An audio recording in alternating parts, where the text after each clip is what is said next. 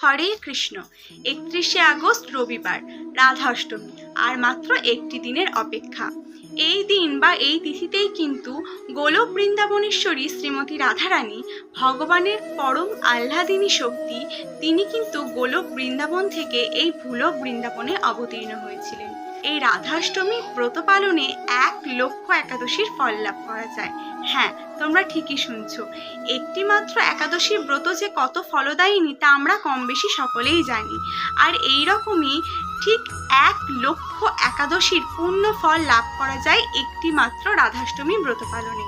বহু জন্মের পাপ নষ্ট হয় এই একটি মাত্র রাধাষ্টমী ব্রত পালনে। তো চলো তাহলে এবার জেনে নেওয়া যাক যে এই রাধাষ্টমী ব্রত পালন আমরা কিভাবে করতে পারি। প্রথমেই বলি, এই রাধাষ্টমী ব্রতের দিন কিন্তু আমাদের দুপুর 12টা পর্যন্ত উপবাস থাকতে হবে। তোমরা কেউ কেউ চাইলে পূর্ণ দিবসও উপবাস থাকতে পারো। সেক্ষেত্রে তোমরা জন্মাষ্টমীর মতো পরদিন সকালে কিন্তু উপবাসের পালন করবে, অর্থাৎ এই রাধাষ্টমী ব্রতের পালন করবে। তবে বেশিরভাগ ক্ষেত্রে কিন্তু বেশিরভাগ ভক্তগণ দুপুর 12টা পর্যন্ত রাধাষ্টমী ব্রতের উপবাস করে থাকে। এই দিন তোমরা রাধারানীর অভিষেক করতে পারো পঞ্চামৃত, ফুলের জল, ফলের জল, নারকেলের জল ইত্যাদি সহযোগে।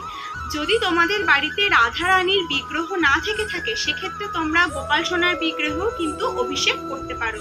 তাছাড়াও তোমাদের বাড়িতে যদি রাধা কৃষ্ণের কোনো চিত্রপট থেকে থাকে তো সেই চিত্রপটেও তোমরা কিন্তু অভিষেক করতে পারো। সেক্ষেত্রে তোমরা দর্পণের ব্যবহার করতে পারো, অর্থাৎ রাধা কৃষ্ণের চিত্রপটের সামনে দর্পণ রেখে সেই দর্পণে রাধা মাধবের যে প্রতিচ্ছবি দেখা যাবে সেই প্রতিচ্ছবিতে কিন্তু তোমরা পঞ্চামৃত দিয়ে অভিষেক করতে পারো।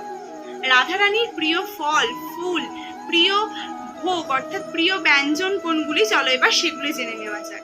তো ফুলের মধ্যে প্রথমেই বলি, সুগন্ধিযুক্ত যে কোনো শ্বেত পুষ্পই কিন্তু রাধারানীর অত্যন্ত প্রিয়।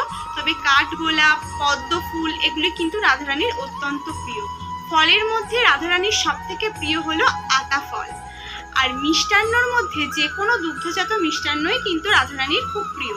তবে সব থেকে প্রিয় হচ্ছে মালপোয়া। আর ভোগের মধ্যে রাধারানীর সব থেকে প্রিয় হচ্ছে কচুর সবজি, অর্থাৎ গাঁটি কচুর যে কোনো সবজিই কিন্তু রাধারানীর অত্যন্ত প্রিয়।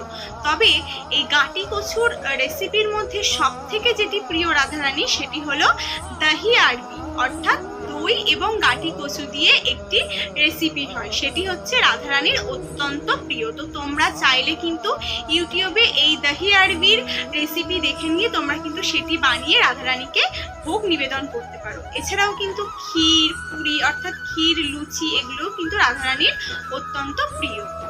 তো এগুলোতে তোমরা করবে। আর এর সাথে সাথে যে কাজটা আমাদের করতেই হবে, যেটি ভুললে আমাদের একেবারেই চলবে না, সেটা হচ্ছে অধিক পরিমাণে নাম জপ করা। হ্যাঁ, রাধারানীর কিন্তু ভগবান শ্রীকৃষ্ণের প্রসন্নতাতেই প্রসন্নতা, অর্থাৎ ভগবান শ্রীকৃষ্ণ প্রসন্ন থাকলেই কিন্তু রাধারানী সর্বাধিক সুখ অনুভব করেন। তাই সেই দিন কিন্তু আমরা ভগবানের বেশি বেশি করে নাম জপ করব শ্রীমতী রাধারানীর প্রসন্নতার জন্য। তো তোমরা সকলে খুব সুন্দরভাবে পালন করো এই রাধাষ্টমীর ব্রত। তো টাটা অ্যান্ড হরে কৃষ্ণা।